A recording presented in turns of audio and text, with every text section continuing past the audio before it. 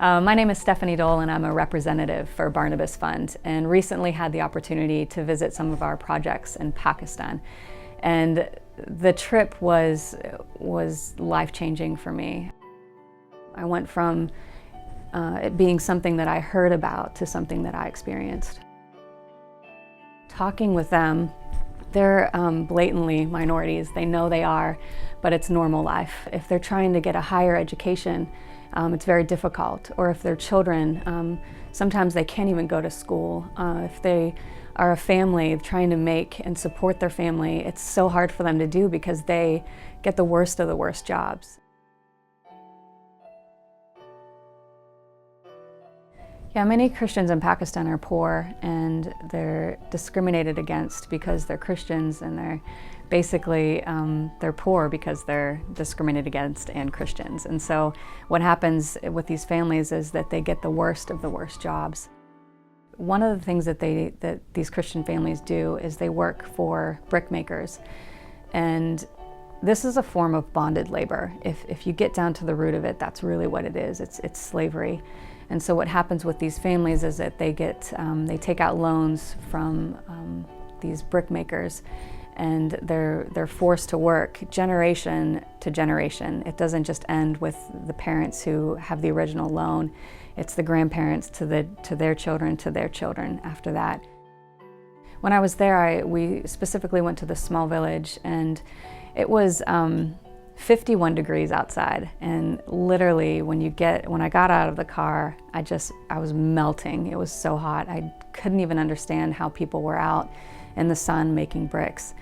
And so we walked up to the brick makers, and I was just taken back because the girl that was making bricks was probably 11 years old. And this is the middle of the day, and when they should have been in school. And so I asked, and I said, well, why isn't she in school? And they said, well, she has to make bricks for the family. And the crazy thing about that is that because they don't go to school, they don't know how to read, they don't know how to write, and they can't count. And so what happens is when they're end of the day, when they've done making their bricks, they can't count the number of bricks that they've made because they haven't got the education to do that. So a lot of times they get taken advantage of in those situations. And a lot of the people that we talk to who have benefited from the feeding programs, they tell us stories about how their kids can now attend schools, and how they didn't know where the food was going to come from that month until they learned that Barnabas was helping provide food. As a woman in Pakistan, you not only are struggling against being a minority as a Christian, you're also struggling against being a female and a Christian minority. Girls get kidnapped a lot in Pakistan, especially Christian girls. I think there's over 700 cases of girls every year that are kidnapped and forced to convert to a different religion. So we went to a safe house that Barnabas Fund helps support. And in this safe house were some girls who had been kidnapped, and the stories were really hard. In this specific situation, this girl was going, I believe, to school, and she was kidnapped by somebody she knew along with a group of militants. And the story at this point gets really hard to tell, and I don't want to share the details with you. Her life was changed from that point on. Once the militants kind of were finished with her, they married her off to a 50-year-old Muslim man. And when she got out, when she escaped, she had gotten back to her family. And a lot of situations with these girls is that when they do get back, when they do escape, the authorities do not offer them any help at all. And so I'm sitting across the table from this girl, and I'm asking her to share her story. And you could tell that it was something that was still so fresh for her and so hard. And I said, you know, now that you're here in this safe house, your life is different. You know, you've got, you can do something. Is there anything that you want to do, or anything that you want to happen after you're done? And her answer was that she wanted to go back, and she wanted to get an education and be able to go back and help these other girls who were kidnapped just like she was. And you see that where God just provides so much grace for these girls. And so she's just one story, but God has changed her life and He's rescued her, and now she wants to go back and do something different.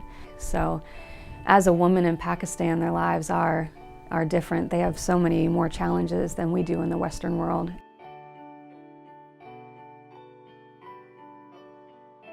So Christians are affected by the blasphemy laws in Pakistan, and the tragedy of that is that most of these cases are false blasphemy cases. For example, we got to go to a place called the Joseph Colony. This is an area where it's predominantly Christian, this little village, and they were affected by this blasphemy law because somebody had falsely accused this man of blasphemy. So what happened was this mob of about 3,000 strong Muslims came and attacked this village, this Christian community. And the police were there and didn't really do anything. And so they told the story of that night, and they were just terrified. And their biggest concern was just getting out. They tried to grab as much things that meant something to them as they could, but their main concern was just getting out and being safe. So what Barnabas Fund is doing to help Christians in Pakistan is incredible. We build churches, build schools. We do feeding programs, and for women we provide literacy programs. We're currently helping a boys' hostel as well as a girls' orphanage. We work with an organization there that provides legal help for families who have been accused of blasphemy, as well as for the women who have been raped. I could talk for hours about the work that's being done in just Pakistan alone. The thing about being in Pakistan was that I had so many people coming up to me and thanking me personally, but really what they were doing was thanking our supporters and the people who pray for them. And they would come up and say, "Thank you for praying," and it's given me hope for another day.